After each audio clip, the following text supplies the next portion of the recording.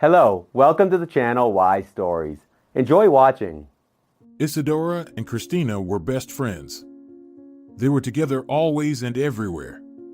It so happened that the girls lived in the same building. It was somewhere in the suburbs of the capital. They have been friends since they were kids. They went to the same school, did their homework together, then went to discos together. But still, there was a slight difference between the girls. Cristina was always well-dressed in fancy dresses. With makeup, she always styled her hair, but Isidora used to dress modestly and hardly ever used any makeup. She was a humble, quiet girl. "How much longer do I have to wait for you?"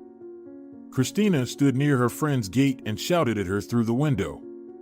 "Just a minute, I'll wash the dishes and then be ready," Isidora said calmly. She didn't want to go anywhere at all, but she could never refuse her friend. And her mom told her to stick with Cristina. "EW, what are you wearing again?"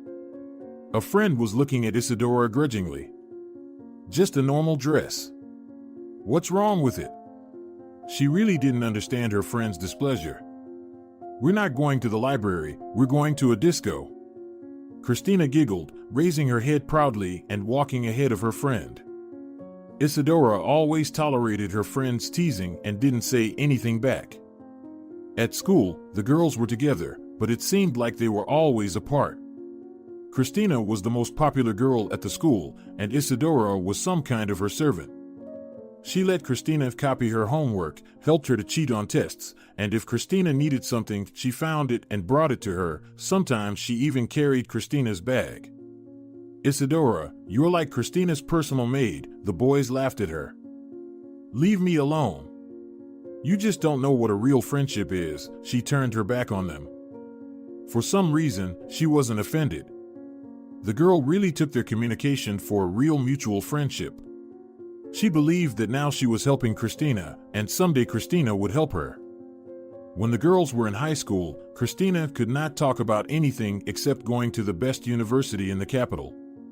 "Look at this dress." She was showing some fancy dress in a new magazine. "Why do you need so many dresses?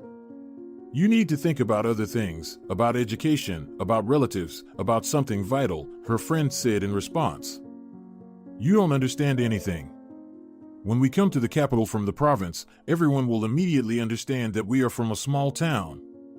Cristina pouted her lips and turned away from her.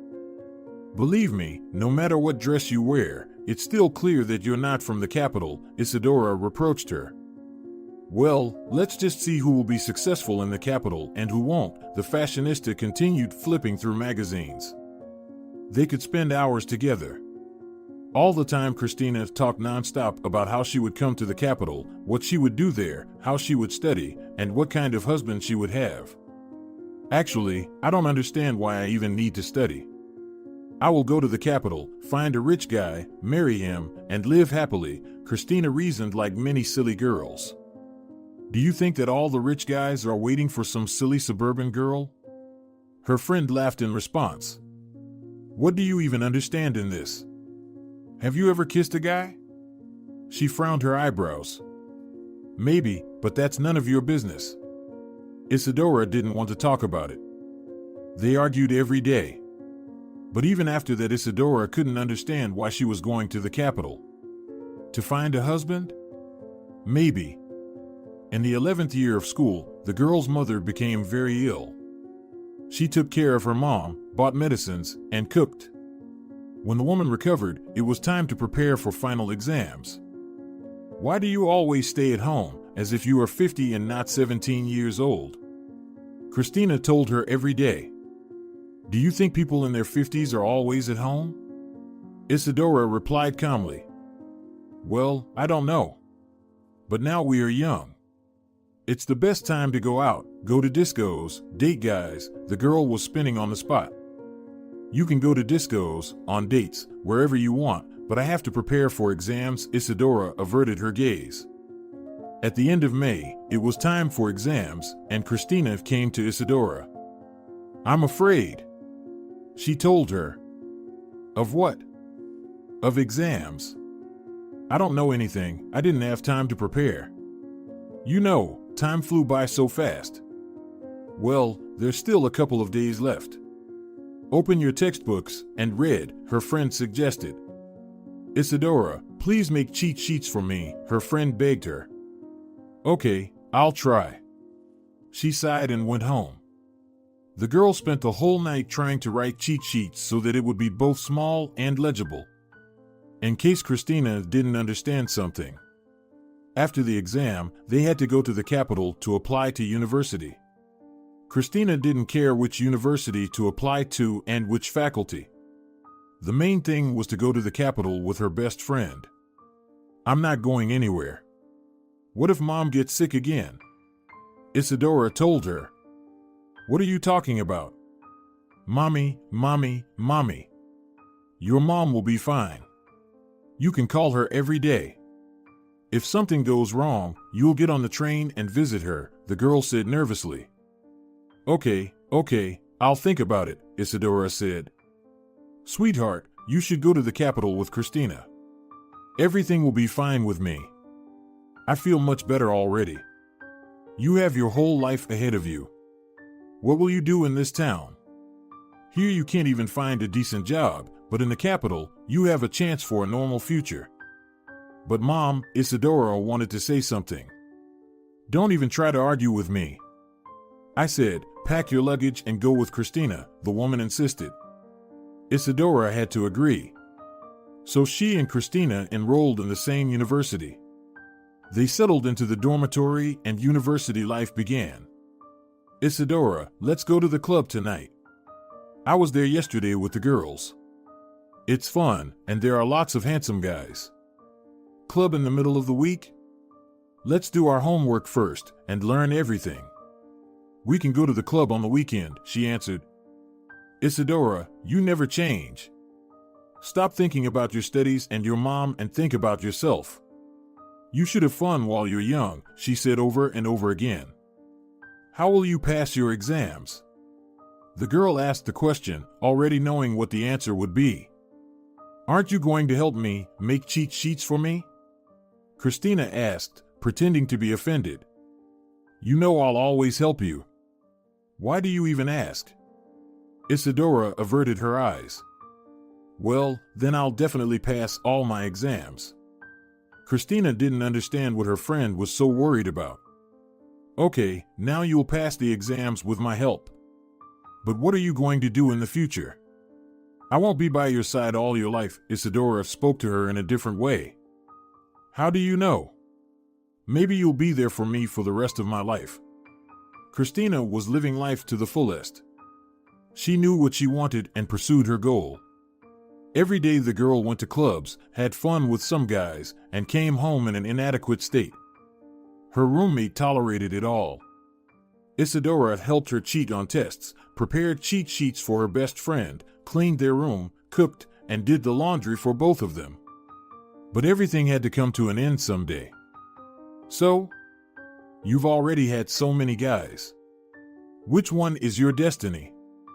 Isidora said to her once. You don't know anything about it. Cristina was sitting on her bed. It was obvious that she didn't understand anything after another party, and all she needed was sleep. After passing all the exams, Cristina was almost kicked out of the university, but her roommate helped her to retake all the exams. After the exams, Isidora was going home to her hometown. Are you going home? She asked Cristina. What am I supposed to do there, work in a vegetable garden and milk a cow? What do you mean? Your parents are there. Think of your mother. She hasn't seen you for so long. The girl didn't understand Cristina. So what? My mom can take care of herself, Cristina said indifferently. Isidora didn't listen to anyone. She packed her suitcase and went to her mom. Mom was really getting better. She was happy about her daughter's success. Everything seemed to be going well for them. Tell me, how are you doing there? Did you see the capital? Tell me, what did you see in the capital? Did you like it there? Marta asked her daughter. Mom, I've hardly been anywhere in the capital. We have so much homework that I hardly leave the room, she complained to her. I see. How's Cristina doing? she asked. She is fine, the girl answered one-wordedly. She didn't want to talk about what her friend was doing in the Capitol. I get it, I guess you just don't want to talk about it. Her mom figured it out right away. While Isidora was at home, she helped her mother around the house, in the vegetable garden, and with the livestock. There weren't that many livestock anymore, and the vegetable garden wasn't that big anymore because her mom was already very weak and Isidora couldn't help her all year round. At the end of August, she returned to the Capitol for the next academic year. Goodbye, my dear. Call me when you can, her mother saw her off at the train station. Of course. Goodbye, Isidora said and got on the train. When the girl arrived at the dormitory, Cristina was asleep on the bed. Geez, Cristina, look what you've become. She woke her up. I'm fine, Cristina said. She was wearing bright makeup, a short skirt, and a top. The clothes were so short that it looked like she was naked. Isidora sighed and started cleaning up the room and unpacking her stuff. Isidora, what are you doing? The room's clean enough, Cristina said, not understanding what she was doing. Are you serious? This room's about to turn into a dumpster. Her friend stopped and looked at her. Listen. I'll tell you something incredible. The girl drank some water and looked at her friend as if she wanted to tell her some secret. I'm listening. Isidora sat down opposite her. Recently, I was in a nightclub and I met a cool guy there. He's studying somewhere, too. But that doesn't matter. What matters is that his parents are rich and he has a fancy car. I need to charm him somehow as soon as possible, and then I won't have to worry about anything and I'll never have to work. If we get married, I'll be living in a fairy tale. She folded her fingers in rings. Well, congratulations, Isidora shrugged, stood up and continued cleaning. You're not even going to say anything to me? Cristina didn't understand her friend. What should I say? I'm glad you finally found someone you're ready to build a serious relationship with. Isidora hasn't thought about dating yet, much less about marriage. That's not the answer I expected from you. You don't change, Isidora, she said as if she were offended by her friend's words. Cristina didn't know why she was angry. Perhaps she was jealous of Isidora, but she couldn't confess it. So, are you going to the club with me tonight? Cristina asked her once when it was the time for exams in the second year. You know I don't go to nightclubs. But Cristina turned to her. Please, Isidora. Diego's coming tonight. He'll be there with his friends, and I don't want to be there alone, she begged her. All right. But I'll only come for about an hour, and then I'll go home, she said, not believing that she had agreed. As Isidora got dressed, Cristina looked at the one she was supposed to go to the party with tonight. So, are you really going to wear that? She pointed from top to bottom at her clothes. It's just a dress. You always hate everything I wear, Isidora said calmly. But we're going to a nightclub. Wear something more modern. Do you want me to give you some of my clothes? She said.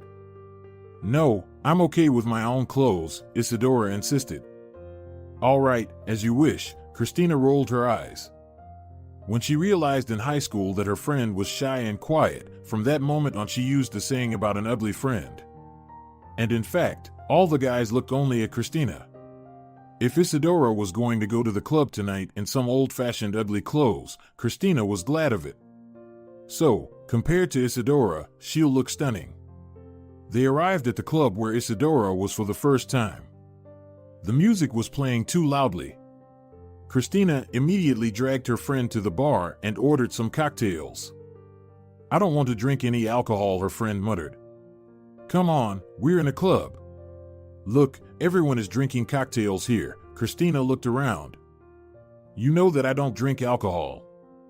I'll feel terrible, the girl said. Okay, no problem, then I'll drink yours too. She took her glass and moved it closer. Suddenly Isidora saw several guys walking towards them. Hi. Cristina immediately started acting differently. Oh, hey girls. The guys came over and ordered some cocktails too. After that, everyone headed to the dance floor, but Isidora stayed near the bar. She was sitting and just watched how people were behaving here. "So, are you coming with us tonight?" Diego shouted in Cristina's ear. "No, we have to go to the dormitory. We have a lot of homework to do," she told him, trying to look smart. "What homework? What are you talking about?" He didn't understand. But Cristina decided to play the role of a decent girl, so he doesn't think she's only interested in his money.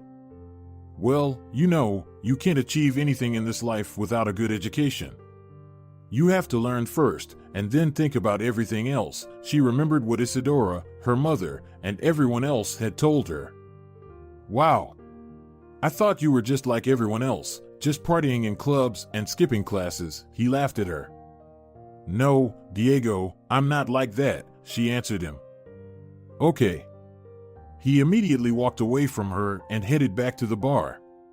He looked at Isidora, who was sitting there, rolled his eyes, and turned away. "Diego, come on, are you mad at me?" Cristina approached him from behind. "There's nothing to talk about with you," he answered her over the music. "What do you mean?" She didn't understand. "I invited you to a party, but you're talking about some bullshit. If you don't want to go, then we're not on the same page." "But life isn't that simple," she pretended to be someone else. "You know, I can invite any other girl, and she'll follow me anywhere, even to the ends of the earth," he told confidently. "Oh, come on, don't flatter yourself," she answered. "Do you want me to prove it?" he asked. "Yes, prove it. But what if they refuse you?" Cristina looked at him slyly. "That's not going to happen." He didn't doubt himself. "All right. Then let me choose the girl you should seduce," she answered. "Sure, choose any of them." The guy didn't care which girl she picked. "That girl over there at the bar," the girl nodded her head without turning around. "But, that's your friend." "Yes, that's my friend." "But you said yourself that any girl would follow you." "You know, she's even more of a nerd than I am. Try to seduce her." "Or you're not sure anymore?" Cristina was 100% sure that Isidora wouldn't fall for his charms. "Okay. But don't get in the way, okay?"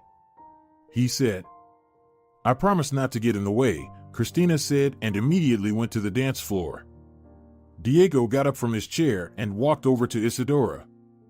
"Hi," he said, looking at her. "Hi," she looked around. "Why are you alone? Are you bored?" he asked. "No, I'm not bored. But the music's playing too loud." "I guess I'll go home now," the girl said calmly. "Can I walk her home?" Diego was willing to do anything, he just needed her to go with him. "What do you mean?" "You're here with Cristina." She looked over to where the girl was dancing. "Which Cristina?" "Oh, that one." "No, we're just friends," he answered. "All right," Isidora felt embarrassed. "So, are we going or not?" He gestured for her to go.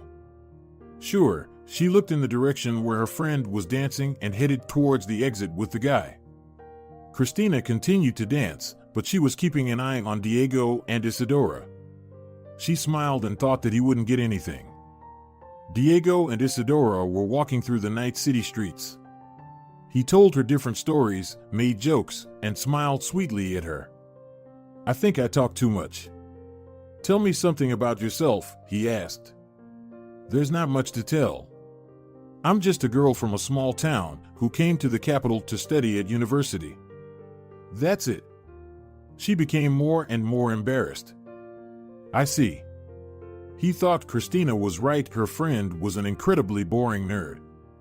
When they reached the dormitory, he wanted to hug her, but Isidora pulled away. "What are you doing?" she asked awkwardly. "Why?" "I just wanted to kiss you on the cheek," he said calmly. "Not today, I don't even know you," she told him, pulling him away and running into the dormitory. Her cheeks were burning, her hands were trembling. Isidora went into her room, put on her pajamas, and lay down on her bed, but she couldn't fall asleep. She kept thinking about Diego. The girl had never communicated with boys or dated anyone, and she didn't even think about kisses. It was weird to her that the guy Cristina liked so much was hitting on her. After a while, Cristina came home. The light was off in the room, so Isidora pretended to be asleep so she didn't have to talk to her. The winter exams were coming up, and after that, everyone could go home. Isidora couldn't wait for winter break. Diego started visiting her every day. He would bring her flowers or teddy bears and asked her out, but they hardly ever went out. Isidora felt embarrassed and refused. A week before the exams, she asked him not to visit her for a while. Diego, I have to prepare for my exams, so I guess we can't see each other for a while. Isidora struggled to find the right words. But why? The guy couldn't believe that this nerd didn't fall for his charm. But he has to prove to Cristina that he can win this nerd over. Okay, get ready for the exams, and then call me when you're free, he told her. Cristina stopped talking to her friend. Cristina, come on.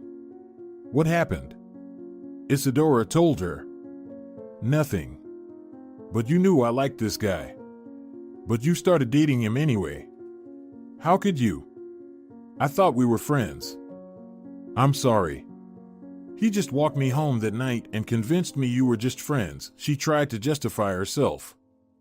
Yeah, friends. Cristina rolled her eyes again. The exams were over and Isidora went home as usual. She had to visit her mother. At home, the girl told her mom that she had met a nice guy and that now they were about to start a relationship. Oh, dear, if he's from a rich family, then beware of him. He can use you and leave you. Maybe for him, it's not a big deal, but you'll suffer. Her mom said. I know everything. But I can't. You have no idea how nice he is, the girl said about Diego. They're all nice until they get what they want, Marta almost cried. After the winter break, the girl went back to the dormitory. Diego started visiting her every day again. One day he invited her to a party out of the city. I'm not sure I want to go there, Isidora told him. On the one hand, she really wanted to spend time with Diego. On the other hand, she was shy and afraid that there would be a lot of strangers there. But eventually, the girl agreed, and they went out of the city that weekend. Diego was very polite. He introduced her to all his friends. Then they spent a long time sitting on the swing, and then Diego started kissing Isidora. At first, she pulled away from him, but he looked her in the eyes in such a way that the girl gave in. He pulled her against him and kissed her again, then picked her up in his arms and headed inside the house. Isidora realized what was going on, but she couldn't resist because she really liked this guy. He put her on the couch and started kissing her, and she felt as if someone was electrocuting her. She was lying and couldn't move. After everything was over, he got up and immediately left the house. She stayed there for a while, waiting for him to come back, and then got up, got dressed, and went out. Everyone was sitting in the gazebo, and when she got there, the first thing Diego asked her was what she was doing there and why wasn't she going home. Why? You've invited me here. She looked at him in confusion. Me? Invited you? A nerd like you? The boy laughed out loud. What's wrong with you? She didn't understand. Nothing's wrong with me, but what's wrong with you, you nerd? Diego mocked her. Isidora felt so offended. She realized that Diego had used her and left her. There was a reason her mom had told her to be careful dealing with these rich guys. She ran out of the gate, not sure where to go. There were no cars around. She walked down the road. Tears rolled from her eyes. The girl got to the city without knowing what to do. She was in the dormitory only in the morning. She didn't go to the university today. It was the first time she skipped classes. Cristina wasn't in the dormitory, but that didn't upset the girl at all. She didn't want to see anyone right now. Isidora took a shower, changed her clothes, packed her suitcase, and went home. Now she needed to talk to her mom, to cry, and never see Diego or Cristina again. The next evening, Diego was already at the dormitory. He called Cristina and told her everything. He said he could even provide evidence and witnesses if he needed to.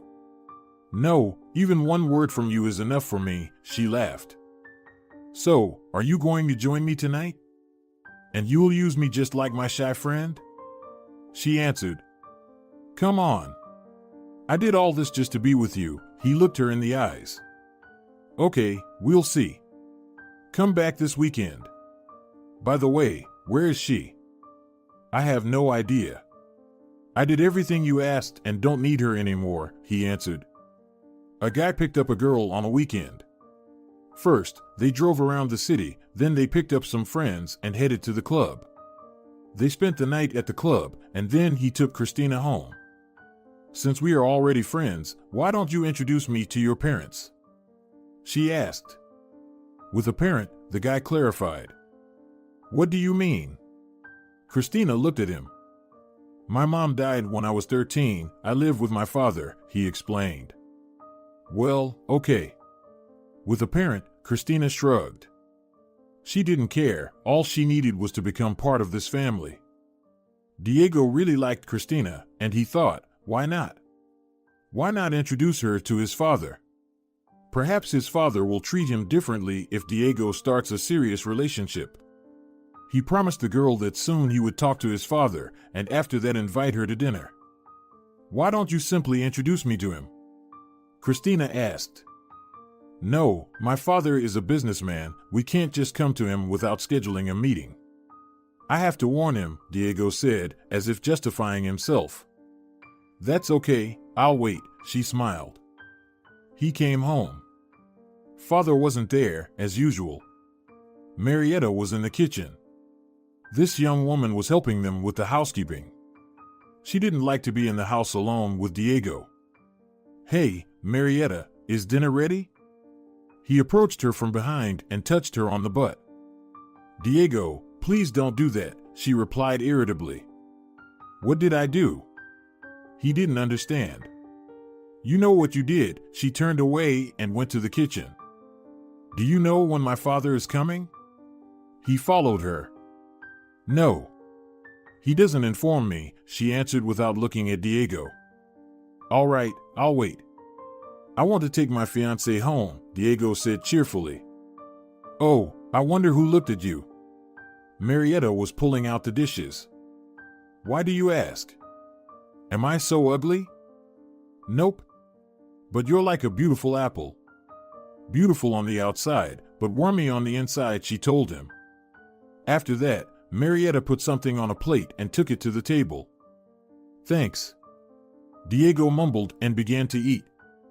A couple hours later, his father came home. He saw that his son was already home and smiled. "Wow." He came up to him. Diego loved his father, but lately, their relationship got messed up. "You came home for dinner for the first time in years," Otilio said. "I just have some news for you," Diego told him. "I'm listening, go ahead." The man was sure that his son was going to beg for money or something. "I met a girl," he said. "Well, go on. She's pregnant or what?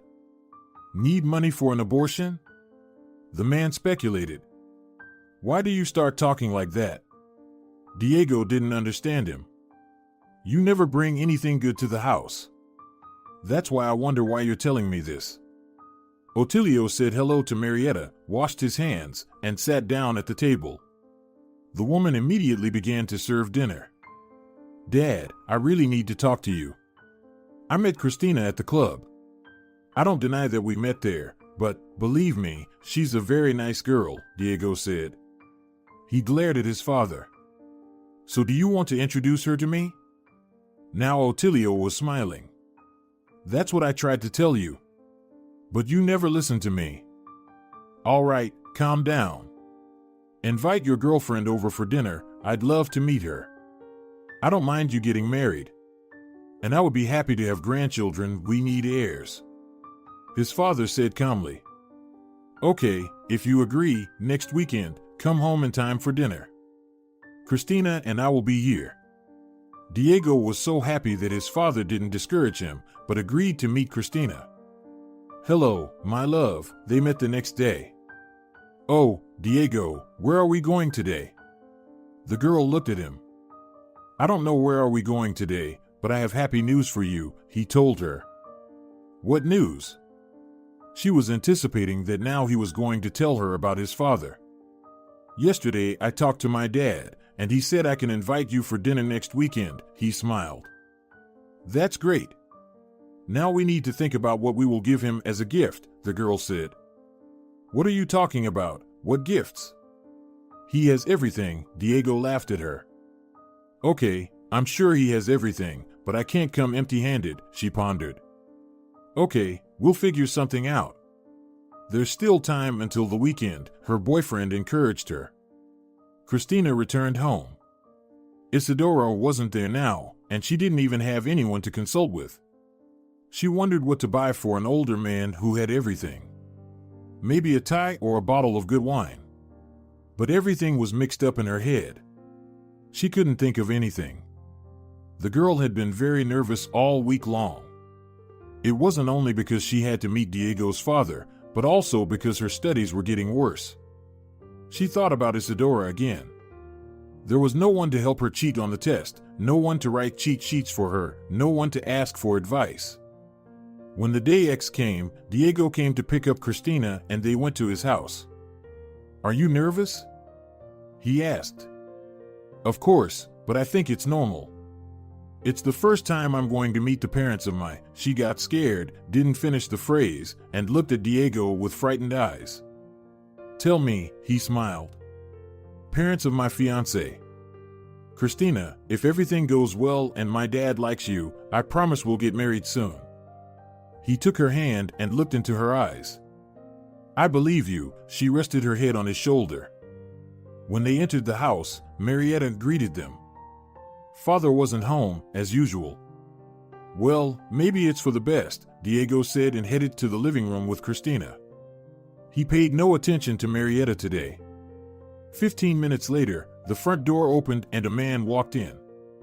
"Ah, Daddy, hello. We're already waiting for you." Diego walked towards him. Cristina followed his example and stood up too. "I see, we have guests, as you promised," his father said. "Yes. Dad, this is Cristina, my girlfriend. Cristina, this is Otilio, my father," he introduced them to each other. "Nice to meet you." Cristina didn't know what to do or what to say and looked awkward. The man saw that she was nervous. He took her hand, kissed it, and invited everyone to the table. By this time, Marietta had already set the table. They sat down and started talking. At first, the girl didn't know what to talk about. After all, they were from high society, and she came from the province. But when the conversation began, she realized that it was better to be herself than to pretend to be someone else. "Cristina, it's nice that you're studying at the university. I think that since you are from a small town, you must be a very good cook," he winked at his son. "Yeah, I love to cook," she looked at Marietta. The girl hated cooking, she never did it at all. She didn't want to cook or clean the house and hoped that she would have a housekeeper. Diego took the girl home, and when he returned, his father was waiting for him in his office. "So, Dad, what do you think of her?"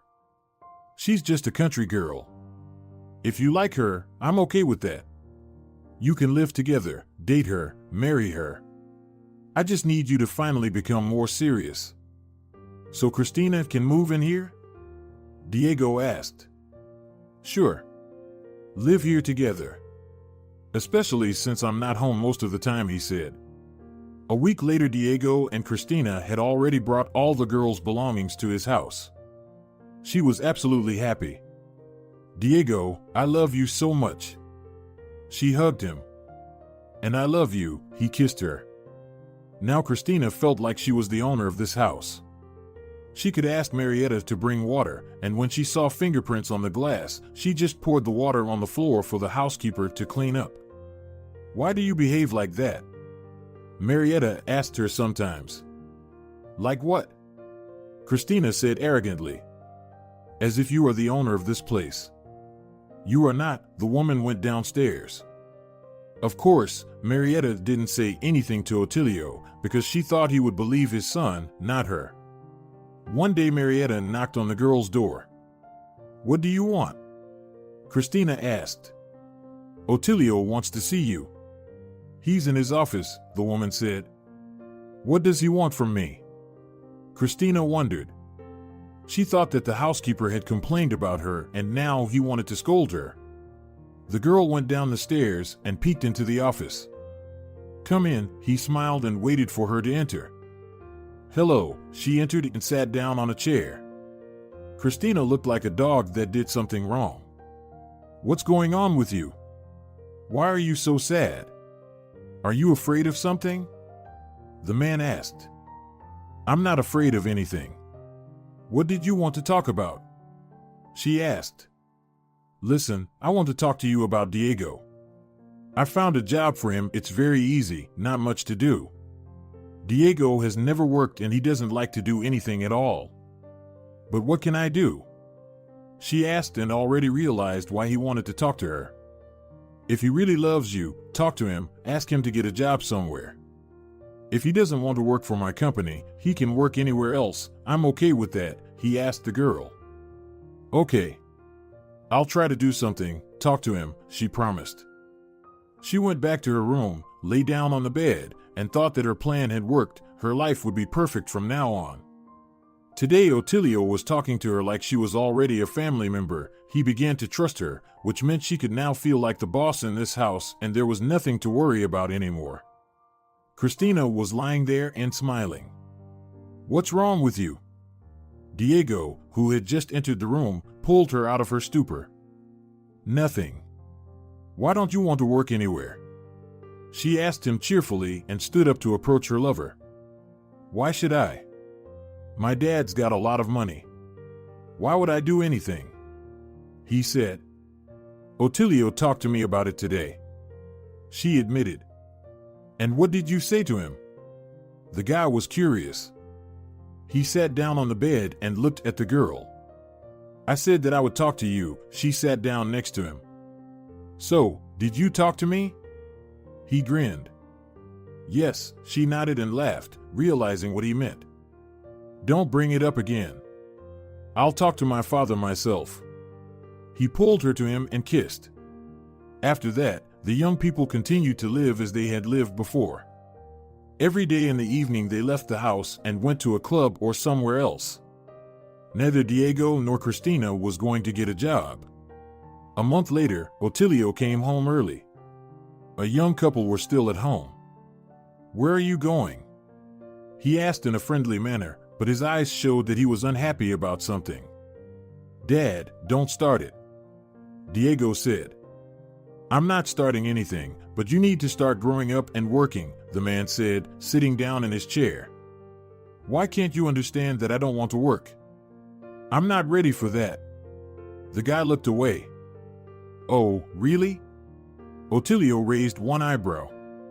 Dad, I'm very young. I don't want to waste my life at work. Diego sincerely didn't understand why his father was even talking to him about it. Diego, I'm not young anymore. I can't support you forever. Who will provide for you and your wife when I'm gone? If you think the company I work for is owned solely by me, you're wrong. I have partners, and after I'm gone, they can easily buy the shares from the employees and get a bigger share of the company, and then you will definitely not get the business. You will get nothing at all. The man got up from his seat and started walking around the room and shouting. Don't worry that much. Cristina wanted to calm him down. Shut up, Cristina. I thought I would find an ally in your face, but you turned out to be the same. The father sat back in his chair. There was silence in the room. It was oppressive. Dad, I'm sorry, but we have to go. Our friends are waiting for us at the party. Diego stood up, put on his jacket, took Cristina's hand, and they walked towards the exit. I see, Ottilio said with a sigh. The man was trying to understand at what point his son became like this, at what point he allowed his son to become a person like this. The young couple only returned in the morning, when the head of the family had already left for work. So, will you marry me? Diego asked Cristina. Today, when they were at the club, he proposed to her many times, but she only smiled and didn't answer. What do you think? Yes, she hugged him, they fell on the bed, and soon fell asleep after the party. 2 hours later, the guy was already awake. He planned to surprise his girlfriend. He went downstairs and headed to his father's office. Dad, hi. He walked into his office. I can't believe you've come to apply for a job, his father smiled. Wait, no. That's not why I'm here. He didn't want to bring it up today. What then? Otilio wanted to know. I proposed to Cristina today. So, I need money, I need to buy a nice ring and everything Cristina asks for. Diego wasn't even ashamed to ask his father for money. Promise me you won't wait too long to have children, his father requested. I promise. We'll start trying as soon as we get married. The guy was ready to do anything for money. All right. You can go pick out a ring. And tell Cristina to start picking out a dress and getting ready. She has a lot of work to do, the man sighed. When Diego told Cristina about it, she was overjoyed. First, she jumped on the bed, then hugged and later kissed her lover. The girl began to prepare for her most important day. The couple decided it wasn't a good idea to rush. Let's prepare for the wedding properly, no rush. We have plenty of time, Diego said. But the real reason why they decided to wait was that Diego was afraid that if they got married, his father would say that he had his own family and now he had to provide for his wife himself. So the young people continued to live in the house without getting married. Marietta. Cristina shouted from the second floor. Don't shout, please, Diego wrinkled his nose. After yesterday's party, he had a headache. Where the hell is she? The girl turned to him, she had a headache too. I don't know. Go down to the first floor and get what you need. She's not your slave, she doesn't have to serve you, Diego said softly. What does she get paid for, then? I can make breakfast, lunch, and dinner myself, she said indignantly. Just go and find her if you need something, but stop shouting. The guy didn't know how to get rid of the girl's questions. I will go and find this damn Marietta. Cristina left the room, slamming the door. She went downstairs and saw Marietta standing with her bags in the hall. Hello, the housekeeper looked at her arrogantly. Where the hell are you going? The girl asked loudly. That's none of your business. Marietta muttered, but Cristina didn't listen to her. What? She was so indignant. I'm leaving. I informed Otilio. The woman picked up her bags and headed for the exit. Stop. The girl shouted after her, but she didn't even look back, just walked out and closed the door. Diego, she left. Cristina came back into the room, confused. Calm down, please, he begged her again. The girl sat down on the bed and folded her arms across her chest. Would she really have to do all the housework now? At that moment, Isidora was applying for an academic leave at the university. She realized that no one could help her here. She needed to go home. The first time she came to her mom after what had happened, she hadn't told her anything. Now it was time to confess. Mom, she entered the house. Darling, why are you here? Marta was surprised. Mom, I'm sorry, she fell into her lap and cried. What are you doing? Get up. Tell me what happened, she asked. Mom, just don't worry, Isidora said. What happened? You know, you were right when you warned me about rich guys. She couldn't say anything else, tears were choking her. So, he used you, her mother shook her head. Isidora didn't need to say anything more. Her mom understood everything right away. I'm pregnant, the girl said quietly. She was sobbing. That's okay. We'll raise the baby, and everything will be fine, the woman said, but she felt unwell. Her heart suddenly ached. Wait a second. Isidora quickly opened the cupboard, took the pills, and gave it to her mom with a glass of water. The woman immediately took a pill and then exhaled. After that, Isidora walked her into the room and helped her to lie down on the couch. What are we going to do now? Social payments are miserable. You don't work anywhere, you will get pennies, Marta exhaled. Everything will be fine, I know it for sure, Isidora hugged her mother. They lay on the couch together for a long time, and then Isidora got up and went to make dinner. The woman ate her meal in bed, and then she took another pill and tried to sleep. Isidora went to her room. In the night, she heard her mother cry out and immediately rushed to her. Mommy, what happened? She bent over her. The woman's face was twisted. She immediately called an ambulance. They arrived, and after a short examination, they decided to take Marta to the hospital. It's my fault, the girl was crying in the ambulance. Don't blame anyone, the doctor tried to calm her down. Isidora spent the whole night with her mother in the hospital room. When Marta opened her eyes and saw her daughter, she got worried again. Mommy, don't, she saw her eyes. Honey, go home, you need to get some rest. I'll be all right, her mother said. Okay, Isidora didn't want something terrible to happen and obeyed her mother. She came home and didn't know what to do. But after a while, Isidora felt tired and went to bed. The girl woke up from some kind of anxiety, opened her eyes, and stared at the ceiling for a long time, not realizing where she was. Then she got up quickly, made some porridge, and headed to the hospital. Hello, she saw a doctor. Miss, wait. You are Marta's daughter, right? Yes. What happened? Isidora was getting really nervous. Nothing yet. But, tell me. Your mother needs expensive medication, the man said. I understand. She walked down the corridor to the room. The girl was holding a list of what her mother needed. Mom, hi. Just don't worry, she smiled widely, even though her heart was aching. Come on in, darling, the woman said. She was lying on the bed, leaning back on the pillow. You really scared me last night, Isidora exhaled. I'm already getting better, Marta looked at the list in her daughter's hands.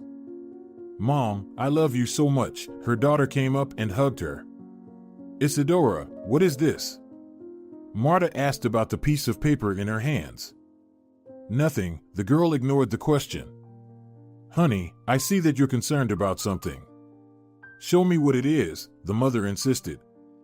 These are the medicines you were prescribed, Isidora could not hide it. Darling, why don't you call your ex-boyfriend? Her mother suggested.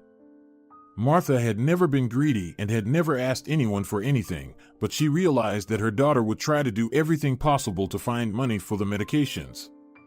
Mom, don't even think about it. Her daughter was indignant. Okay, I won't mention it again. Just a suggestion, the woman tried to get up. What are you doing? Lie down, Isidora could not allow it. Today Isidora saw that her mother was really getting better, so she could go home and think about the situation.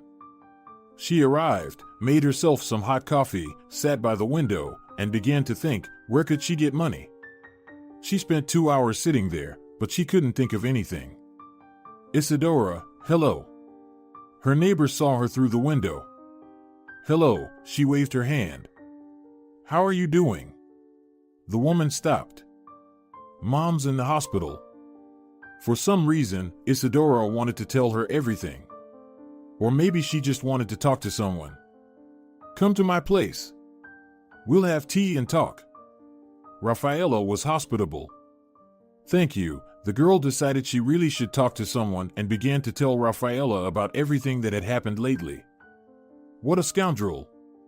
And I feel so sorry for Marta, she shook her head and sighed. Yes, she put the list of medicines on the table. Oh, my God. The neighbor was shocked. But where are you going to get that kind of money? The woman looked at Isidora. I don't know, the girl said. Listen, Rafaela, I saw a summer house on your plot, Isidora said hesitantly. The idea had just occurred to her. Yes, her neighbor said. Can I ask you a favor? Isidora said shyly. Isidora, just tell me, do you need some help or what? Rafaela replied impatiently. If I sold our house, I could buy medicine, and not only that, she pointed to the list of medications. But how can I help you? Until I find a new place to live, can I stay at your summer house? Isidora finally said. Well, my summer house isn't very comfortable, but you can live there as long as you want. I don't mind, she said. Thank you. I'll never forget it, Isidora said sincerely. After that, the girl started looking for buyers without saying anything to her mother. Now her mother's health was the priority for her, besides the baby needed a lot of money. She didn't think about the future right now, hoping that the remaining amount of money would be enough to buy at least a room. Buyers were found quickly. The house was sold. However, not for the price she expected, but still, it was enough. Isidora thanked everyone. She took all her belongings to her neighbor's summer house. She had to leave most of the furniture to the new owners. Rafaela, hello, she entered the house. Oh, Isidora, come in, she was glad to see the girl. I just came to tell you that I've already moved into your summer house, the girl said. Good. If you need anything, let me know, she said sincerely. The very next day she got all the medicines for her mother. While her mother was in the hospital, the girl continued to live in this small house, which was now her shelter. Isidora. A nurse called out to her when she came to the hospital again. Everyone here already knew her. Your mother will be discharged soon. Thanks to you, she's getting much better. They walked down the corridor together. That's great. I'm so tired of being alone. Don't worry, everything will be fine, the nurse shook her hand.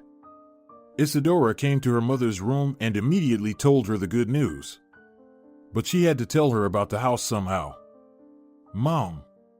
She entered the room, happy and cheerful as usual. My little girl is here. They hugged each other. Listen, I need to tell you something. But don't worry. I've started renovating our house. So we have to stay in a rented place for a while. But where did you get all that money? Marta couldn't understand. Mom, don't worry, everything is fine, really, she looked at her mother.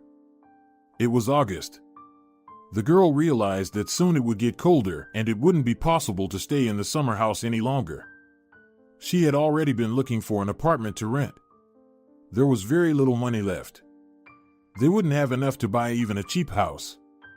Luckily, when her mom was discharged, the girl managed to find a small apartment to rent. Let's go, Mom, carefully, she led her mother down the hospital corridor.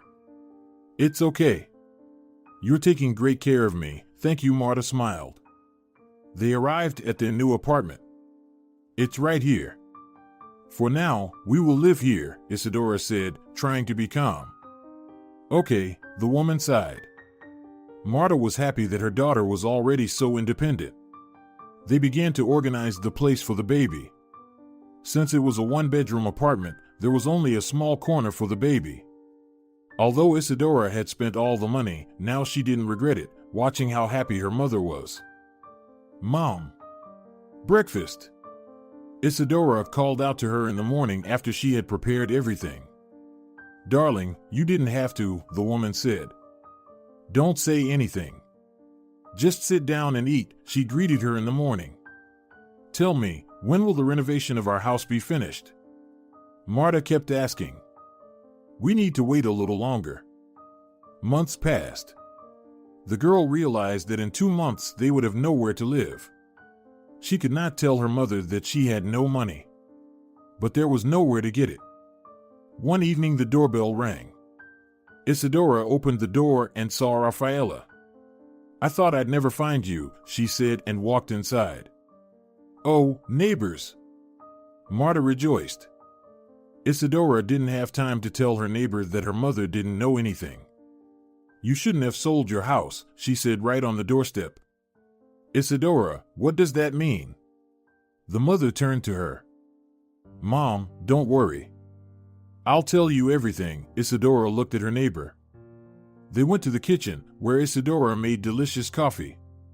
Rafaela was sitting and looking at mother and daughter, who were just silent. "I need to get some rest," Marta said and went to her room. "Why did you do that?" "She didn't know anything," Isidora whispered to Rafaela. "I'm sorry, I didn't know." Rafaela was frightened. The girl went to the room to talk to her mom. Marta was lying on the couch and didn't move. "Mom," she called her, but Marta didn't answer. "What's wrong with her?" Rafaela came in. "Call an ambulance," Isidora shouted. Just a minute, her hands were shaking, and she couldn't even enter the right digits. "Ouch." The girl clutched her belly. "Are you okay?" Rafaela was already very nervous. "I think I'm in labor." The pain was so intense that she couldn't even stand up straight. "Why did I even come here?" Rafaela was whispering. When the ambulance arrived, they took not one, but 2 women to the hospital. Rafaela wanted to go with them, but the doctors wouldn't let her. When they were in the hospital, Isidora couldn't find out anything about her mother, as she was in a very miserable situation herself. She was only 8 months pregnant and the difficult labor was about to begin. A few hours later, a dark-haired boy was lying on the girl's chest.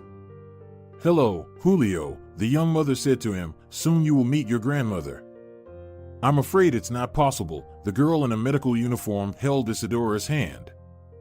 "Why?" she wondered. "Marta died a few hours ago," the nurse said quietly. "No. Mom, no." Isidora sobbed quietly, so as not to frighten the baby. "Sorry to be the bearer of bad news." At that moment, the nurse took Julio away from his mother. Isidora was transferred to the recovery room. She was lying there staring at the ceiling. She couldn't believe that all her efforts were in vain, and now she was left without her mom, without a place to live, and with a baby in her arms. But she couldn't do anything about it now. "Here we are. Take your son, dear." The nurse gave her the baby. "Come here, my baby." She took Julio in her arms. She learned everything quickly. There were no problems with changing diapers or feeding. 2 days later, the doctor told them to get ready for discharge. Isidora realized that if the mother and baby were all right, no one would keep them at the hospital for long. Rafaela came to pick them up. There was no one else. "Isidora, look at the blanket I brought you. It's not new, but it looks good." She gave the nurse a blanket to wrap the baby in. "Thank you for everything." The girl was grateful, but also a little angry, but it was impossible to bring anything back now. They arrived at the apartment Isidora had rented. "I should probably go to the store," Rafaela told her. "You know, I'll do everything myself," she asked. She was very tired and depressed, but she also had to organize her mother's funeral. While the girl was giving birth and staying in the hospital, her mother was in a completely different place. "What about the funeral?" "Let me help you with that," Rafaela said. "I'd appreciate it." Isidora agreed. She knew she couldn't handle everything alone. When everything was done, neighbors and friends were sitting around the table paying tribute to Marta. Isidora couldn't hold back her tears. She was crying her eyes out. Someone gave her a sedative, and she took it. Some woman came closer and sat down across from her. "I don't want to talk to anyone right now," the girl said. "Come on, pull yourself together." She took her by the shoulders and shook her sharply. "What are you doing?" Isidora looked at her. "Isidora, come to your senses. You just gave birth to a baby. He needs his mommy. Not a depressed weak mom, but a good loving mother who can take care of him," the woman told her. Suddenly Isidora realized that she must not be discouraged. She had to pull herself together and live for the sake of her son. She thanked everyone who had come today. "Shall I walk you home?" Rafaela asked. "No, thank you." The girl took her sleeping baby and walked home. Fortunately, she had taken care of everything in advance, and now Julio had a stroller, a crib, and some other stuff. She needed to look for money for the apartment, but the girl had no idea where to find it or how to earn it. Rafaela offered her help, and no matter what, the young mother accepted it because she had to feed the baby. And to feed her baby, she had to eat something herself. Rafaela, please babysit Julio. I'll go to the store quickly, Isidora once asked. Sure, no problem, she agreed. The girl went to the same store every time. Here she could both buy some goods and borrow something. But knowing that there would be no money to pay back, she never borrowed much. And today Isidora went to the store and did not think about anything. When she entered the store, she immediately saw a familiar silhouette. She wanted to turn around and run out, but she didn't have time to do it. I can't believe my eyes. My dear friend. Cristina turned to her and opened her arms for a hug. Hi, Isidora said quietly. What's wrong with you? My shy girl became even more shy? Cristina started mocking her as usual. Why, are you in some kind of trouble? Isidora looked at her and saw that Cristina was wearing nice expensive clothes and looked great. What are you doing here? Isidora asked. I came to invite my mother to the wedding, Cristina said arrogantly. I see. Congratulations, Isidora nodded and went to the counter. The saleswoman already knew what she needed. Hi Isidora, same as usual? The woman asked. Yes, she nodded. Here, take some semolina. Cook it for Julio. It's delicious, the woman put a bag of semolina on the counter. No, it's too early to give him semolina, Isidora refused to take it. Take it, for free, the saleswoman insisted. Oh, do you already have kids? The girl just became a woman and already got a baby. Her friend laughed. At that moment Isidora looked at her and wondered how she could endure all the humiliation and not see what her childhood friend was really like. It's none of your business, she wanted to leave the store, but Cristina stopped her. You know what? I'd like to invite you to visit, she said. I can't, I have a baby, the girl mumbled and didn't look at her interlocutor. So what? I don't think it's a problem. A driver will come to pick me up in a few days. Be ready, I'll pick you up. Cristina didn't do it all out of good intentions. She wanted to show her friend, who never believed in her, how beautiful her life was now. Okay, we'll see, Isidora wanted to leave as soon as possible. She was walking home and there was some kind of storm inside her. The girl felt a lot of emotions towards Cristina and they were all negative. At home, she thanked Rafaela for babysitting Julio. She cooked dinner, had her meal, fed the baby, and began to do her household chores. There was only a week left. In a week, she either had to pay or leave the apartment. She sat on the bed, looking at the sleeping baby, and thought that she should push her pride away and just ask Cristina for help. After all, she had helped Cristina in the past, and she thought that Cristina would help her in the future. Isidora thought about it for a long time and made up her mind. 3 days later, Cristina came to pick her up as promised. When Isidora opened the door, she saw her on the doorstep in a gorgeous outfit. Hello, my dear friend. Are you ready to go? She asked and saw that she had her bag packed. Wow, you're really prepper. Isidora packed a bag. She put some clothes for herself and everything necessary for Julio. They went downstairs, got in the car, and headed to the city. What do you think? Cristina was sitting in the car and giving orders to the driver where to go and what to do, like he was her servant. I see that you have achieved everything that you wanted, the girl sighed. Well, yes, because I'm not a nerd who can have a baby with anyone, she laughed at her, not even realizing whose baby it was. They pulled up to a nice house and got out of the car. Cristina was walking in front in expensive high-heeled shoes, and Isidora was following her with a baby and a bag. When they entered the house, Cristina immediately said that she would show Isidora her room. Guiding her through the first floor, she opened the door. It was almost a pantry. But Isidora didn't care now, as long as she had a place to stay with her baby. Now I will feed Julio, put him to bed, and then you will show me everything, she tried to be friendly. Yes, of course, do whatever you want, Cristina said nonchalantly. While Isidora was feeding Julio, Diego came home. Julio had fallen asleep. Isidora came out of her small room and immediately saw him. Is that you? He turned to the girl and then looked at his future wife. Come on, Diego. I invited her to see how normal people live. Cristina approached Diego and hugged him. Isidora didn't say anything, just lowered her eyes. She didn't want to be here anymore. Maybe she should have asked who Cristina was living with.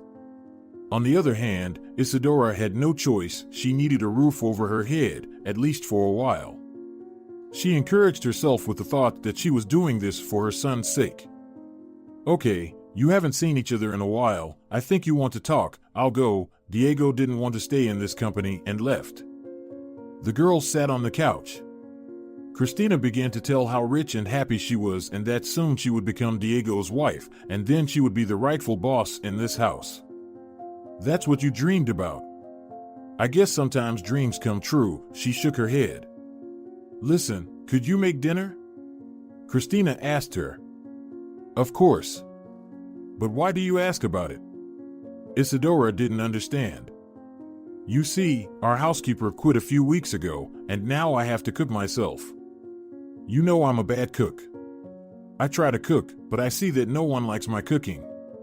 So I have to constantly order food from restaurants or buy something from the supermarket, Cristina said irritably.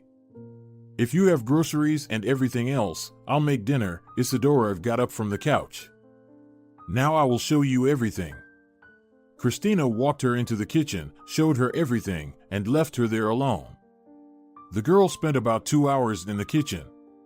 When almost everything was ready, she heard her son crying, ran to the room, changed his diaper, fed him, and put him to bed again. Isidora didn't hear it, but that's when Otilio came back. Oh my goodness, what is that smell? He asked from the threshold. You know, I invited my friend and asked her to make dinner for us. Cristina began to justify herself. She thought Isidora had done something wrong. That's great. Finally, we can have dinner together. Isidora set the table and wanted to go to her room. Isidora, would you join us, please? Otilio turned to her. You know, I feel uncomfortable. It was true. She had never sat at a table like this before, never eaten in the company of people who had everything. Come on, sit down. Otilio pulled back a chair. She sat down modestly. Everyone began to eat and praise her food. Well, you really surprised us, he ate with gusto. Oh, really? It's a very simple meal. I cooked what I had time for. She felt embarrassed. You and Cristina are friends? It seemed to me that she wasn't very nice to you. Otilio said and looked at his future daughter-in-law. Otilio, why do you say that? The girl almost jumped up from the table. Calm down, have a seat, he said to Cristina. Dad, please don't even start, Diego said. Be quiet and let me speak. I'm still the owner of this house.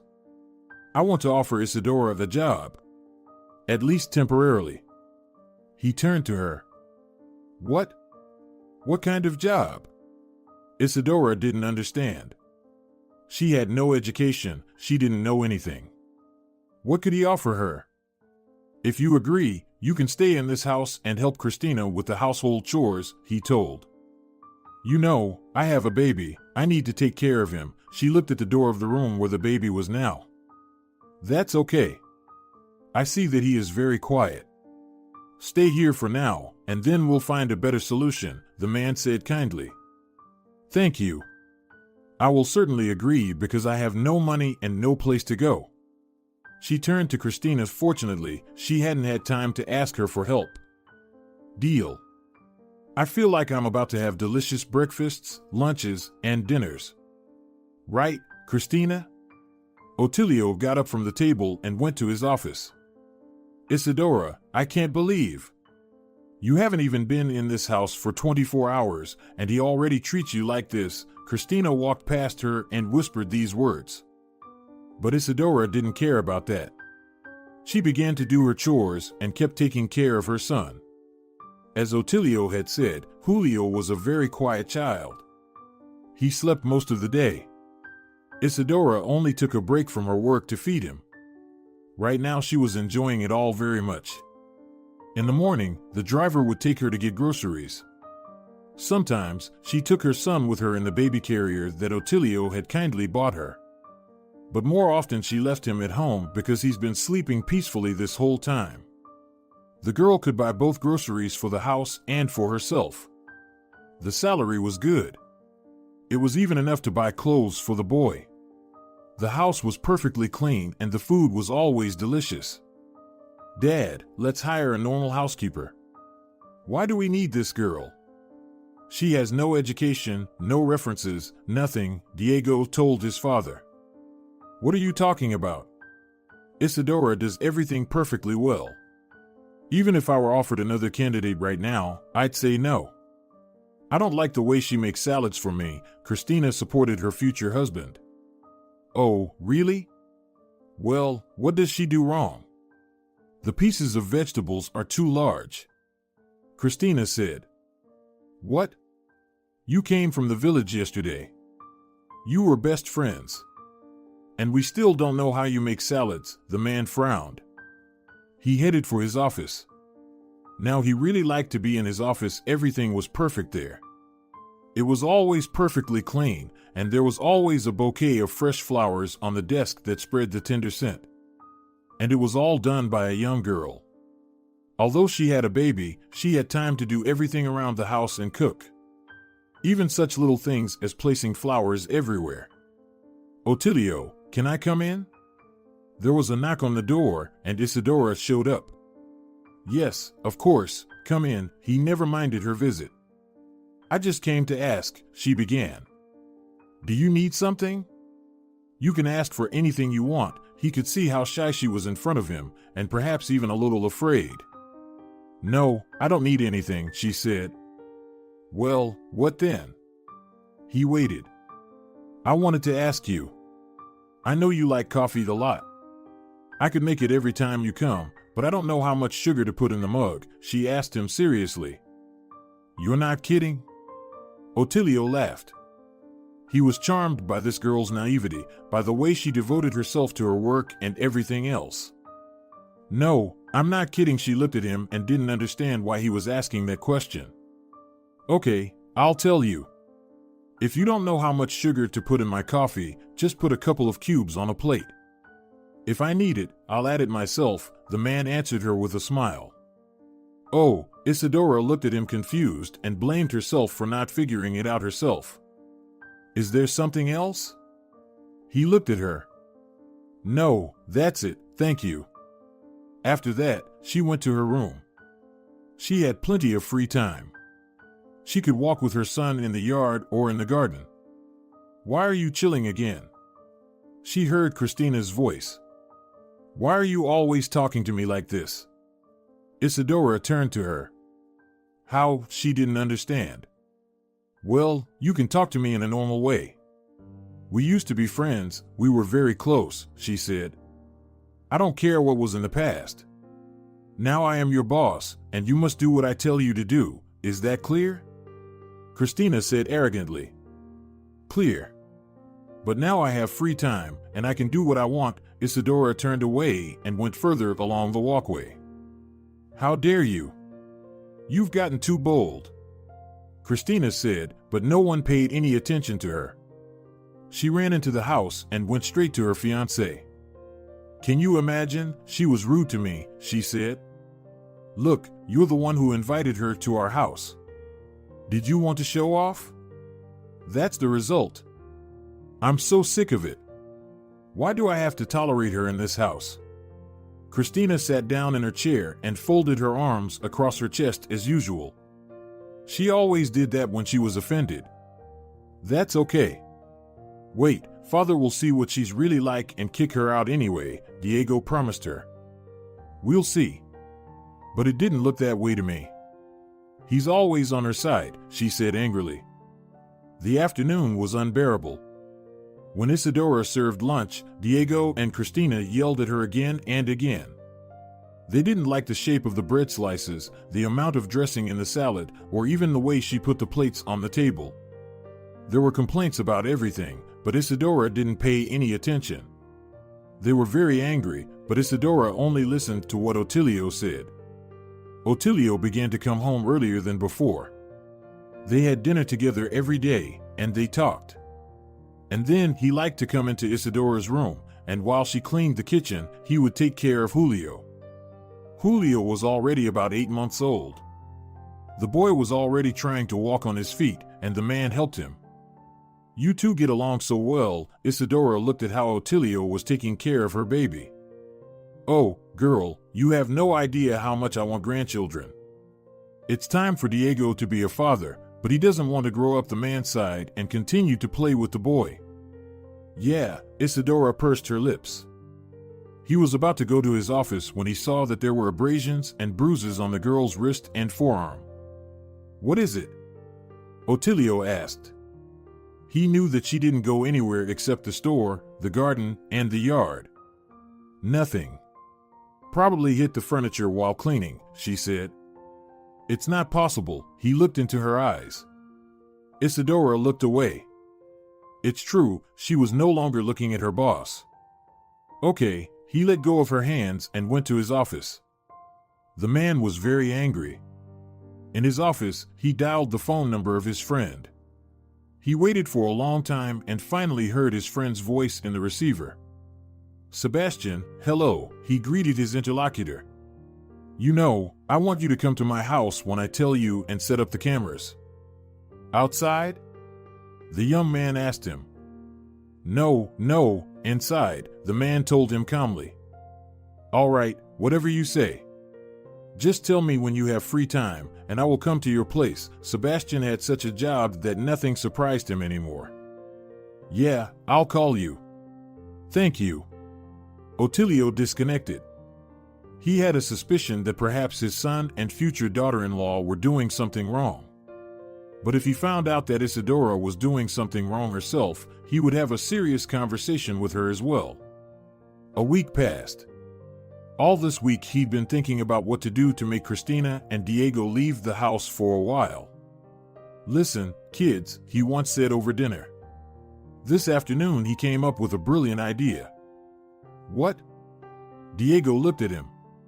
He knew that when his father said something like that, it meant he had something to suggest. "Would you like to go somewhere for a vacation?" he asked them. "Why?" Cristina squinted. "You spend all your time at home.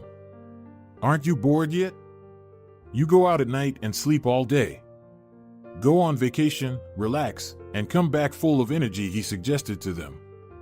"Sounds great." They agreed. Finally, he could set up the cameras without any obstacles. When Diego and Cristina left and Isidora went to the store, Otilio called Sebastian. He came and quickly installed hidden cameras. "Thank you," he shook the technician's hand. "You're welcome." Sebastian left. Isidora returned and was surprised to see Otilio at home. "I thought you'd already left for the office," she said. "You know, I decided to take the day off today. I like spending time with Julio so much. Will you let me take him for a walk?" Otilio asked. "Of course. You don't have to ask about it." She started getting the baby ready for a walk. While the man was walking with the baby, the girl did a lot of housework. She was flattered that Otilio was spending so much time with her child, but on the other hand, she didn't want the boy to get used to him. In the meantime, Otilio enjoyed playing with Julio. He had become so attached to the boy that he would do anything for him. He installed a sandbox, swings, and a small slide in the yard. "Why are you doing it all?" Isidora asked him shyly. "What do you mean, why?" "Look how much fun he's having," the man pointed at the boy, who was smiling cheerfully. "I won't be working here forever. We will leave one day anyway." "Why would you do that?" She speculated. "You know, I still hope to have grandchildren someday." He was sad. The man was especially sad when in the evenings, watching the cameras, he saw Isidora playing with her child. She didn't just feed him and put him to bed. She played with him, educated him, showed him letters, read for him, and taught him how to draw. It was so sweet. Otilio was once again convinced that Isidora was a perfect woman. She can do everything and has time for everything. After that, the work process began as before. The man would leave home early in the morning and return late in the evening. He saw that during this time Isidora was not slacking off. She wasn't lying on the couch, watching TV. She still worked around the house. Even though she didn't have to cook dinner for the whole family, the girl still found some work to do. And the man liked that. Finally, Diego and Cristina returned from their vacation. As soon as they entered the house, Cristina stopped on the doorstep. "Ew, what's that smell?" she said out loud. "I just cleaned the windows. I guess the smell of the detergent hasn't gone away yet," she said. "Try to make it go away quickly," Cristina said. Cristina threw her bag and shoes on the floor. Isidora put it all away and went to set the table for the couple to eat something. That day, after dinner, Otilio went to check the camera footage out of habit. It was really interesting to him, but he had no idea what he might see. It was lunchtime. Since he wasn't home, the table was only set for 2 people. "Isidora, where are you?" Cristina shouted. "I'll bring everything right away," the girl answered. "How much longer do I have to wait?" Cristina yelled. "I don't have 10 hands, and I can't do everything simultaneously," Isidora calmly answered her. "What?" Cristina took the plate and threw it on the floor. The plate shattered into small pieces. "Why are you doing this?" Isidora asked her for the umpteenth time. "Why am I doing this? I'm sick of you. Why the hell did you come here? To live in luxury and enjoy your life?" Cristina grabbed Isidora's arm. Isidora shouted, but Cristina began to squeeze the girl's arm harder and harder. "Cristina, calm down." Diego tried to stop her. "How dare you talk to me like that?" She turned to him. "It's all because of you, bitch." Cristina slapped Isidora on the face. Isidora looked at her friend shocked, tears welling up in her eyes. When Otilio saw it, he realized how the girl got the bruises. It was the son and daughter-in-law who were always abusing her. He wanted to protect her, but he decided to wait a bit and see what would happen next. He went out into the hall and there was no one there. Isidora was working in the kitchen. Diego was probably going out again. Otilio could not tolerate this in his house, and he was filled with mixed feelings. He looked into the room where the baby was playing in his crib. The man tried to be at home as often as possible now. He even managed to come over for lunch sometimes. "Father, I don't recognize you," his son said cheekily. "It will always be like that now," the man said. One night he went down to the first floor and saw Isidora there with a baby beside her. "What are you doing here?" "It's very late already," he asked. "Sorry, we are already going to bed," the girl said as if she was frightened. "It's okay, you can be wherever you want and whenever you want in this house. I just wanted to make sure you were okay," he reassured the girl. "We are okay," she smiled and went to her room. The man shrugged and went to his room. Lately, it seemed to him that there was something connecting him and Isidora. He didn't miss a single video of Isidora and her son. One day he came home later than usual. No one had seen him. Otilio went to his office and started watching a movie. That's what he called the camera footage. "Julio, run here," Isidora came out of the room. The man looked at them, and tenderness came into his heart. "Mom," the boy walked unsteadily toward her. The girl stretched out her arms and picked up the child. Then she went to the fireplace. There were many pictures. She adjusted some of them and then pointed to Otilio's late wife. At this point, the man wondered what she could possibly know about her. "Look, this is your grandmother. And here is your grandfather," Isidora pointed to his photo. "I don't understand." The man stared at the monitor. "And here's your daddy Diego. But he's a bad guy. Not like Grandpa," the mother told her son emotionally. They spent some more time in front of the fireplace and then went to their room. Otilio smiled. He assumed the girl had no relatives at all, so she imagined it was her family. He turned the computers off and went to bed. But a few days later, the same thing happened again. Isidora, Julio, and I are going for a walk. And you can make dinner in peace, Otilio said. Okay. But this time Otilio didn't take Julio to the toy store or anywhere else. They were heading to the private clinic. Even though it was nonsense, the man decided to check it out by all means. He had Diego's hair in his pocket. Hello. He walked in, told his last name, and said he had an appointment. The girl walked him into the lab. At that moment Julio became fussy. They gave him some water to drink and a toy to play with, and he quickly calmed down. When all the medical procedures were over, the only thing left to do was to wait. Now Otilio always brought Julio some new toy when he came home from work. Why do you spoil him? Isidora asked. Look how cute he is, and how smart he is, the man answered. He still kept watching the camera footage.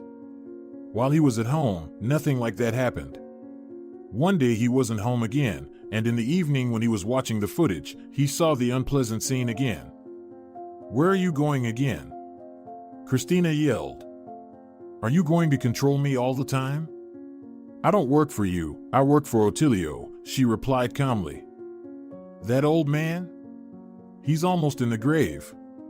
Soon I'll marry Diego and I'll be the owner of this place. And then you will no longer dare to speak to me like that, she said angrily. If you become the owner of this house, I will leave right away. Isidora answered her calmly. You can leave right now. I'm so sick of you, she said indignantly. Cristina, please leave me alone. I'm doing my job and I think I'm doing it well. Otilio is happy with the results of my work. I have nothing to be ashamed of. She turned around and wanted to leave the house. Where the hell are you going? Cristina grabbed her arm. Let me go. Isidora looked at her. I'll let you go when I want to. Cristina thought she was a queen here. Don't touch me, please, Isidora tried to break free. But at that moment Cristina pushed her so hard that she fell and hit her head on the corner of the table. At this moment, Otilio got very frightened. He left his office and went straight to Isidora's room. She was not there, nor was the baby. So he quickly went to his son's room. Where is she? He asked. What? Diego turned to him. Where is Isidora? He repeated his question. How should I know where your Isidora is? Diego shrugged his shoulders. Cristina was sitting quietly by the mirror. She didn't even turn around. If you don't tell me now where the girl is, I will find her anyway. But you might have a problem. She was scrubbing the floors downstairs today. I don't know how it happened, but when I came downstairs, she was already unconscious on the floor. I called an ambulance and they took her away, the girl said fearfully. What the hell are you doing? Otilio said angrily, slammed the door, and went downstairs. He got into the car and rushed to the nearest hospital, but the girl was not there. Then he tried to find out where she might have been taken. An hour later the man was already sitting near her bed. It so happened that there was no one to take care of the baby. So he was at the hospital too. Otilio, why are you here? I'm fine. Just a little bruise. I wanted to go home tonight, she told him calmly. You have no idea how frightened I was when I saw that neither you nor Julio were in the room. He took her hands. The girl didn't like that. She didn't want anyone to worry about her that much. All right. We've examined all the scans. You're fine. No concussion.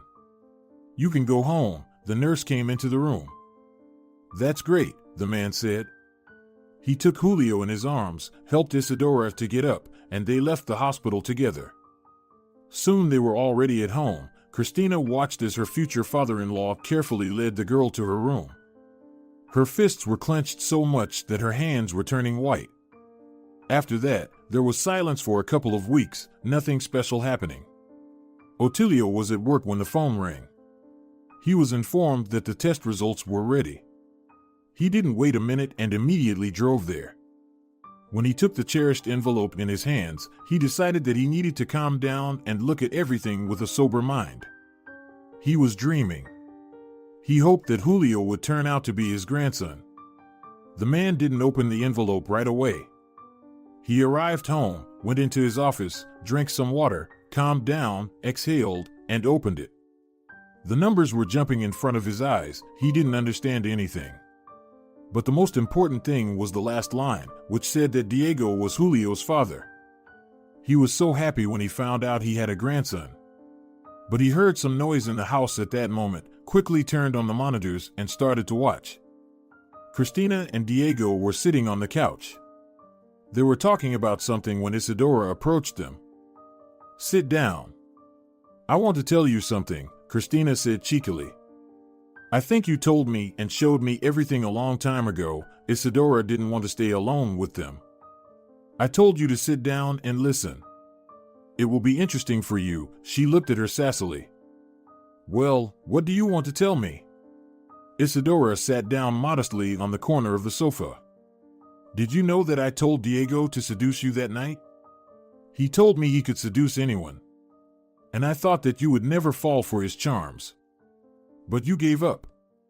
She said it with pleasure and watched Isidora's reaction. "Is that true?"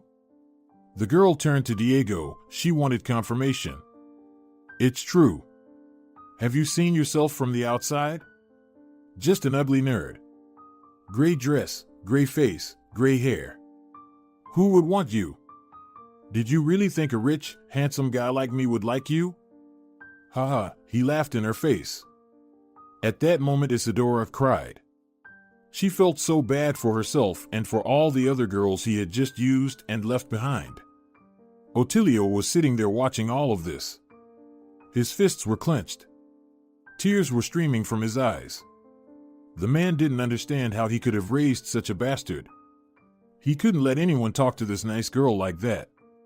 He took the envelope from the table and was just about to leave the office when he heard Isidora start talking. "You're a scoundrel. You don't even know how much you can hurt. No, not physically, but mentally. Yes, I gave in to you then. There was a moment of weakness. But I'm grateful to you," she sobbed. "For what? For bringing you to this house? For letting you work here?" He said cheekily. "No." Before she could say anything, the office door opened and Otilio came out into the hall. "Dad, what are you doing at home?" Diego wondered. "Isidora, talk." The man walked toward them, holding some papers. "What do you want me to say?" She tried to calm down. "What did you want to say just now? What are you grateful to him for?" He approached them calmly. The girl shifted her gaze to the papers he had in his hands and understood everything. After that she looked at Cristina, then at Diego, and grinned. "I don't think you want to know this, but Julio is your son," she said calmly. "What?" they answered together. "Julio is your son," Diego the man answered. He threw the papers on the table. Cristina immediately grabbed the papers and started looking through them. "I don't believe you. It's impossible," she shouted. "Maybe it's impossible. But, as you can see, it has happened." The owner of the house sat down next to Isidora and took her hand. "What are you going to do now?" Diego asked fearfully and looked at his father. "Tomorrow you will know everything," the man replied calmly and walked Isidora to her room. "Thank you," she looked at him. "No, thank you." He turned around and walked out. Otilio felt bad about the whole situation. He didn't realize at all how his son was living and what he was doing. The next morning he summoned a lawyer to help him solve some matters. Otilio was afraid to leave Isidora at home with these bastards. He only spent a couple of hours at work and then went home. The girl was cooking, and Diego and Cristina were not home. The man exhaled calmly. He took his grandson and went out for a walk with him. "Are you happy?" Isidora heard Cristina's Angie voice. No, she shook her head. Isn't your lover too old for you? How did you even seduce Otilio? Cristina said sarcastically. I didn't seduce anyone, she was as calm as always. When dinner was ready and the whole family was at the table, Otilio got up, went to Isidora's room, and carried his grandson in his arms. Today he had bought him a new high chair and placed it at the head of the table where he used to sit himself. What the hell is going on? Diego wondered. This is the seat of the master of the house. And this is where Julio will sit from now on. Isidora, please join us. I have an announcement to make, the man muttered. Maybe it's not a good idea. Isidora didn't want to sit here together with them. Please, he said politely, remembering how Cristina had forced her to sit down. Okay, she took a seat next to the man. So, kids, Otilio looked at everyone at the table. It was no secret that Diego was my only son and heir, and he would get everything I had. Oh my gosh, Diego realized that this was not going to be an easy conversation. Shut up, his father told him sternly. What? His son tried to get up from the table. If you leave now, you won't hear the most important thing, Otilio said calmly. What is the most important thing? The boy was ready to listen now. Well, I hope you understand that I didn't put Julio's chair in this place for no reason. I will change the will. The house and everything that goes with it belong to him from now on. Until he comes of age, Isidora can manage it. He looked at her. Why? The girl was shocked. Dad, how? Diego couldn't understand anything. Don't worry, Diego, I bought a small apartment for you and assigned a monthly allowance. But only for a year, he said calmly and began to eat. How dare you do this to your son? Cristina stood up and shouted. What? Did you finally realize that you're not going to be the owner of this house? The man grinned. It's all because of you, she leaned over Isidora. Don't touch her, or I will kick you out right now, Otilio threatened her. You will pay for everything. Cristina choked with anger. Goodbye, the man waved his hand at her. Diego got up from the table and went to his room to pack his belongings. Why are you doing this to them? Isidora asked. I saw everything. I saw them abusing you, Otilio confessed. How did you see that? She couldn't understand. I saw your bruises and set up the cameras. And when I heard what you were telling your son, I decided to take a DNA test, the man said. Wow. I had no idea about that, she was shocked. Do you also think that I will be in the grave soon? He took her hands. Of course not, she blushed. I wouldn't mind having such a mistress in the house, he winked at the girl. Otilio, she didn't know what to say. I hope you'll get used to it soon, the man said and took the boy in his arms. I'm confused, I don't know what to say. Isidora said. It's okay. Let's try to communicate not as master and housekeeper, but as man and woman. If it doesn't work out, I'll raise Julio like a grandson. Otherwise, like a son, he tossed the boy up, and he shouted with joy. When he said that, the couple was coming down the hall. When Cristina heard those words, it seemed like she was going to faint. Let's go, what are you waiting for? Diego said to her. Fuck off, she looked at him with contempt. Yeah, I chose the wrong guy, she said aloud. Are you still here? The owner of the house turned to her. Don't worry, we will leave now. I wish you all the worst things, she muttered, looking at Isidora. And I wish you happiness, the girl muttered and smiled. When the couple left the house, the father heard that there was some quarrel going on outside. He came out. What is going on? He looked at the driver and his son. He doesn't give me the car. Diego was almost crying. He doesn't have to, Otilio said calmly. What am I supposed to do? Diego said pleadingly. Do what everyone else does. Study, work, learn to respect people, and maybe you'll achieve something. The man went back into the house. Do you want me to take a bus or what? Cristina growled. I'm afraid we can't even take a bus. I only have $10. He pulled a bill out of his pocket. It's all because of you. I don't know how I didn't realize you were a loser. She almost cried. Otilio approached Isidora. She didn't recoil or step back. So, will you give me a chance? The man asked. Yes, but let's not rush into it, she said softly. Of course. Tonight I invite you to the restaurant. He kissed her hand. I agree. I hope you don't mind the gray color. She meant her dress. I don't mind. But promise me you'll let me buy something new for you later. He smiled and looked at her. Otilio went to his office and Isidora went to her room.